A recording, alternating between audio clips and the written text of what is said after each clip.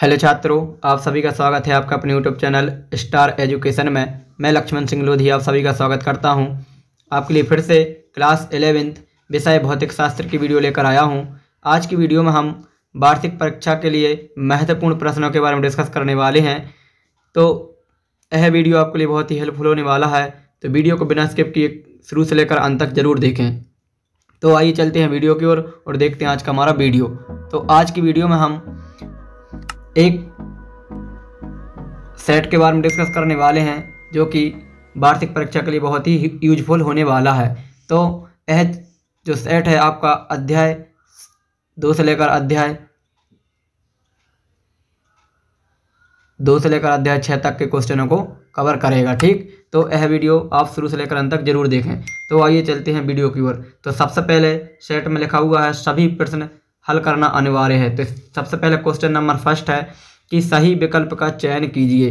तो पहला क्वेश्चन है प्रकाश वर्ष मात्रक है। तो प्रकाश वर्ष मात्रक होता है दूरी का। किसका होता है?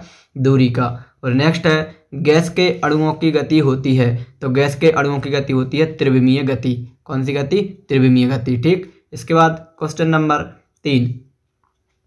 क्वेश्चन नंबर 3 है कि दो सदिशों का योग अधिकतम होता है। दो सदिशों का योग अधिकतम होता है जबकि उनके बीच का कोण कितना हो? 0 डिग्री। कितना? 0 डिग्री। नेक्स्ट है रॉकेट नोदक के कार्य करने का सिद्धांत आधारित होता है तो संवेग संरक्षण पर। किस पर? संवेग संरक्षण। इसके बाद नेक्स्ट है शक्ति का विमीय सूत्र है। तो शक्ति का विमीय सूत्र होता है ml² T-3। ठीक, इस वीडियो में आपको सभी प्रकार के क्वेश्चन देखने को मिलेंगे, तो आप वीडियो को जरूर पूरा देखें।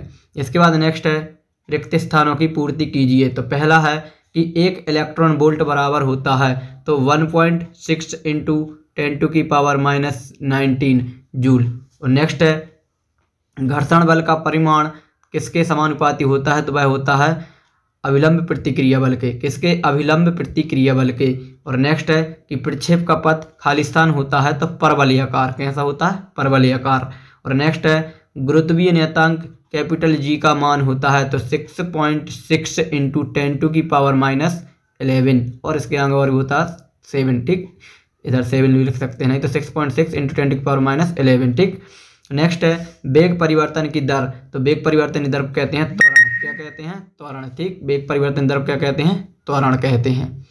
इसके बाद नेक्स्ट है एक शब्द या एक वाक्य में उत्तर। तो एक शब्द या एक वाक्य में उत्तर में पहला लिखा है स्थिति समय ग्राफ का ढाल क्या प्रदर्शित करता है? तो वह प्रदर्शित करता है किसको? वेग को। किसको प्रदर्शित करता है? वेग को। ठीक, और नेक्स्ट है कि घर्षण कोण तथा स्थैतिक घर्षण गुणांक में संबंध है। तो इसमें संबंध होता है μs = 10 लैम्डा। क्या होता है? μs = 10 lambda. और तीसरा है चाबी भरी स्प्रिंग वाली घड़ी में संचित ऊर्जा का नाम। तो उस ऊर्जा का नाम है स्थितिज ऊर्जा। क्या नाम है? स्थितिज ऊर्जा। ठीक, इसके बाद नेक्स्ट है कि किस संघट्ट में गतिज ऊर्जा संरक्षित रहती है? तो प्रत्यास्थ संघट्ट में। किसमें? प्रत्यास्थ संघट्ट में। ठीक, और नेक्स्ट है कि एक फर्मी में कितने मीटर होते हैं? तो वह होते हैं 10⁻⁻15 मीटर।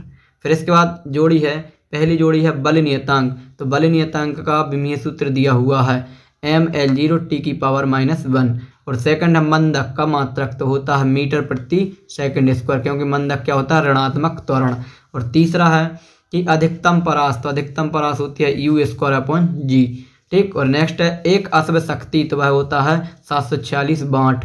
और नेक्स्ट है कुल ऊर्जा। तो गतिज ऊर्जा प्लस स्थितिज ऊर्जा। तो ये आपकी कुछ सही जोड़ियाँ थी। ठीक, इसके बाद फिर क्वेश्चन नंबर 5 आता है, लिखा हुआ है कि निम्न में से कोई 3 प्रश्नों को उत्तर दीजिए। तो आपको यहाँ पर 5 क्वेश्चन देखने को मिल रहे हैं, इनमें से हमें 3 प्रश्न हल करना है। ठीक, तो पहला है मूल मात्रक और व्युत्पन्न मात्रक में 2 अंतर। दूसरा है गति के 3 समीकरण लिखिए। और तीसरा है बिंदु वस्तु को परिभाषित कीजिए। और नेक्स्ट है ब्रह्मकोण को परिभाषित कीजिए। और अगला है सदिशों के योग का त्रिभुज नियम लिखिए। ठीक, इसके बाद क्वेश्चन नंबर 4 में लिखा हुआ है, 6 में लिखा हुआ है कोई 4 प्रश्नों के उत्तर दीजिए। तो नेक्स्ट पहला है गति के नियमों को लिखिए। दूसरा है रोलर को धकेलने की बजाय खींचना आसान होता है क्यों? और नेक्स्ट है चाबी और वेग में अंतर, चाल और वेग में अंतर। ठीक, नेक्स्ट है कि कि धनात्मक कार्य को उदाहरण सहित समझाइए। और नेक्स्ट है सिद्ध कीजिए v बराबर tan थीटा। ठीक। और अगला है पहाड़ों पर घुमावदार सड़क पर बाहर की ओर सड़क ऊपर उठी हुई होती है, क्यों। ठीक। इसके बाद क्वेश्चन नंबर 7 में लिखा है कि कोई 3 प्रश्नों को हल कीजिए। तो पहला है साइकिल सवार के लिए व्यंजक व्युत्पन्न कीजिए, साइकिल सवार गति के लिए व्यंजक। और अगला है गति के द्वितीय समीकरण s बराबर ut plus half at square को सिद्ध कीजिए। और नेक्स्ट है विमीय विधि से t बराबर 2 पाई √L/g की सत्यता की जांच कीजिए। और नेक्स्ट है सार्थक अंक को परिभाषित कीजिए और इसके लिखने के नियम लिखिए। ठीक। और नेक्स्ट है रॉकेट नोदन को परिभाषित कीजिए तथा इसके त्वरण का मान ज्ञात कीजिए। और अगला क्वेश्चन है कि कोई 4 प्रश्न हल करना अनिवार्य है। तो पहला है एक विमीय, द्विविमीय और त्रिविमीय गतियों को उदाहरण सहित समझाइए। और दूसरा है सिद्ध कीजिए कि स्वतंत्रता पूर्वक गिरती हुई वस्तुओं की ऊर्जाओं का योग नियत होता है, अर्थात प्रत्येक स्थिति में ऊर्जा mgh होती है। और नेक्स्ट है सदिश और अदिश राशियों में कोई 4 अंतर लिखिए। और अगला है कि सिद्ध कीजिए कि r वेक्टर बराबर √a vector square plus b vector square plus 2a vector b vector cos theta. और इसके बाद नेक्स्ट है कि उड्डयन काल को परिभाषित कीजिए तथा इसके लिए व्यंजक व्युत्पन्न कीजिए। और नेक्स्ट है घर्षण से 3 लाभ और 3 हानियां लिखिए। और अगला है 1 जूल को अर्ग में परिवर्तित कीजिए। तो ये आपका एक इम्पोर्टेंट सेट था। तो ये आपका अध्याय 2 से अध्याय 6 तक के क्वेश्चन को कवर करता है। तो ये क्वेश्चन आपके लिए बहुत ही मोस्ट इंपॉर्टेंट क्वेश्चन है, तो आप इनको अच्छे से सॉल्व कर लें। और जिस भी क्वेश्चन में डाउट हो तो प्लीज़ आप यहाँ पर इस हेल्प सेंटर पर कॉल करके जानकारी ले सकते हैं। तो आज की वीडियो में इतना ही, मिलेंगे नेक्स्ट वीडियो में, तब तक के लिए जय हिंद जय भारत।